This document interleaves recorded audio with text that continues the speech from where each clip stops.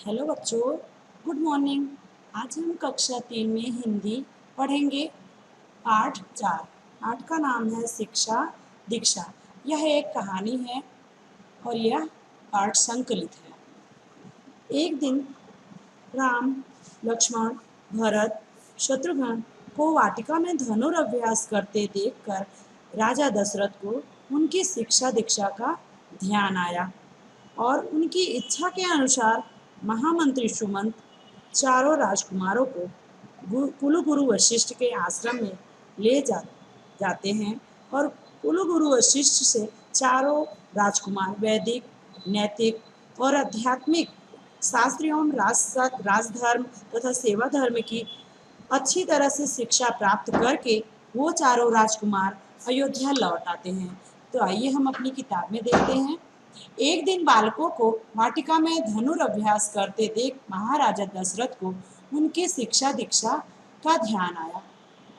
उन्होंने उसी समय मंत्री सुमंत को बुलवाकर कहा कि चारों राजकुमारों को शिक्षा दीक्षा के लिए कुलगुरु वशिष्ठ के आश्रम में छोड़ आओ।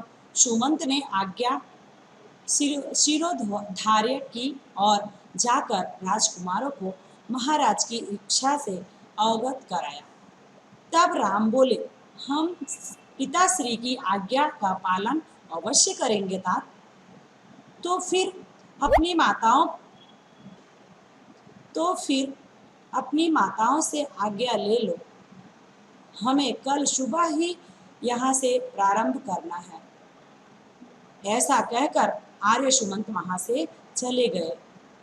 चारों भाई शाम ढले तीनों माताओं के पास पहुंचे। चारों भाई शाम होते ही अपनी तीनों माताओं के पास पहुंचे और उन्हें पिताश्री की आज्ञा से अवगत कराकर शिक्षा दीक्षा के लिए जाने की अनुमति मांगी।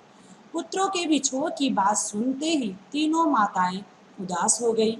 उन्हें लगा मानो महाराज ने पुत्रों को आश्रम भेजने की बात कहकर उनके कलेजे से दिल निकालने की आज्ञा दे दी हो, किंतु कुल की मर्यादा और बालकों के भविष्य को देखते हुए उनकी माता शिक्षा दीक्षा हेतु जाने की आज्ञा देनी ही पड़ी, क्योंकि उनके भविष्य की बात थी और बच्चों को मान मर्यादा यानी कुल की मर्यादा के लिए उन्होंने उनको जाने की आज्ञा दे दी। ये क्षण तीनों माताओं पर बड़े कठिन गुजर रहे थे। जब वो अपने बच्चों को आश्रम भेज रही थी, कुलगुरु वशिष्ठ के आश्रम भेज रही थी, तब उस समय उनकी माताओं का समय बहुत ही कठिन समय जा रहा था। दूसरे दिन प्रायः माताओं एवं पिता ने बालकों को आशीर्वाद देकर मंत्री सुमंत के साथ कुलगुरु वशिष्ठ के आश्रम भेज दिया। साधारण वेशभूषा में चारों राजकुमार कुलगुरु वशिष्ठ के आश्रम में आ गए। कुलगुरु ने अन्य शिक्षार्थियों की भांति नियम आदि बताकर चारों राजकुमारों को अपनी शरण में ले लिया। चारों भाई गुरु आश्रम में रहकर शिक्षा ग्रहण करने लगे। वो गुरु की सेवा करने का कोई अवसर ना चूकते थे, किंतु कुछ ही समय में चारों भाई वेद वेदांतों से निपुण हो गए। वो गुरु के आश्रम में रहकर शिक्षा सीखते थे और सेवा गुरु की अपने गुरु की सेवा भी करते थे और कुछ ही समय में उन्होंने चारों भाइयों ने वेद वेदांतों में अच्छी तरह निपुण हो गए, पूरी तरह सीख लिए। गुरु वशिष्ठ जो कुछ भी पढ़ाते चारों भाई उसे दूसरे दिन ही कंठस्थ कर लेते थे, यानी कुलगुरु जो भी कुछ उनको बताते वो चारों भाई बहुत अच्छे से याद कर लेते थे।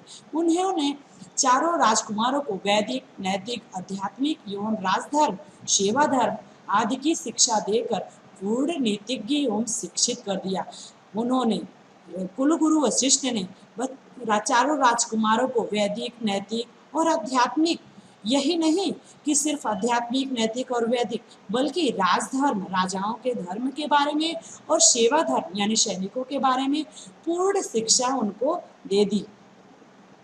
तत्पश्चात एक बार सभी विद्यार्थियों की परीक्षा लेकर गुरु वशिष्ठ ने राजा के पास संदेश भिजवाया कि आपके चारों पुत्रों की शिक्षा पूर्ण हो चुकी है। अब शस्त्र विद्या सिखाने के लिए आप उन्हें आश्रम से बुलवा लें।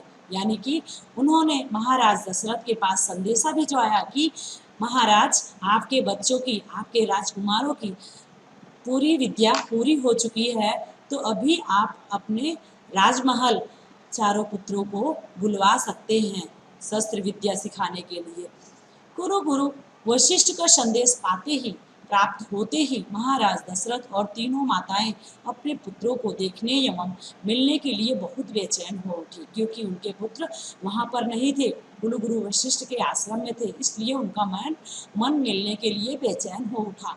महाराज दशरथ ने उसी समय मंत्री सुमंत को बुलवाकर कहा, आर्य, कुलगुरु वशिष्ठ के आश्रम से संदेश आया है कि चारों राजकुमारों की शिक्षा पूर्ण हो चुकी है। वे चाहते हैं कि अब राजकुमारों को शस्त्र विद्या के लिए वहां से वापस बुलवा लिया जाए, अतः तुम धूर्त गति का रथ लेकर जाओ और चारों राजकुमारों को ले आओ।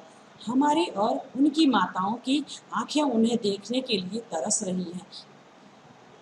जो आज्ञा महाराज कहकर सुमंत जाने लगे, तो महाराज ने पुनः कहा, और हाँ, हम उन्हें राजश्री वेश में देखना चाहते हैं। मैं राजकुमारों के राजश्री वस्त्रादि ले आऊंगा। महाराज, सुमंत ने क्या कहा, मैं राजकुमारों के राजवस्त्र और उनके आभूषण अभी लेके आ रहा हूँ। तत्पश्चात सुमंत ने माताओं से राजकुमारों के राजश्री आभूषण ले लिए और रथ द्वारा कुलगुरु वशिष्ठ के आश्रम की ओर चल दिए। तो बच्चों, अभी हमने यह देखा कि सुमंत चारों राजकुमारों को लेने के लिए कुलगुरु वशिष्ठ के आश्रम में वो राजश्री वेश और वस्त्राभूषण यानी सारे आभूषण लेकर कुलगुरु वशिष्ठ के आश्रम की ओर जाते हैं। तो आज का वीडियो हम यहीं पर समाप्त करते हैं। अगली वीडियो में फिर मिलेंगे, तब तक के लिए धन्यवाद।